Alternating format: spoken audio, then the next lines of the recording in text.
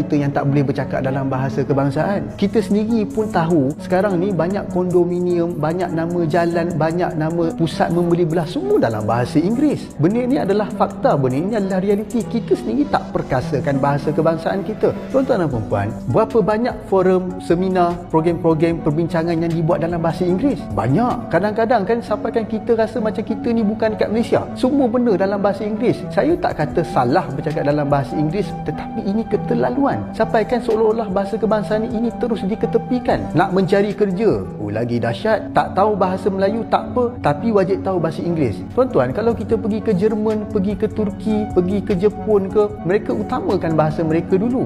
Sepatutnya kita dah buat benda ni sejak zaman merdeka dulu. Tapi sampai ke hari ni pun saya tak nampak apa inisiatif yang kita nak buat untuk memperkasakan bahasa kebangsaan kita. Indonesia, orang di sana semua bercakap dalam bahasa Indonesia. Sekalipun mereka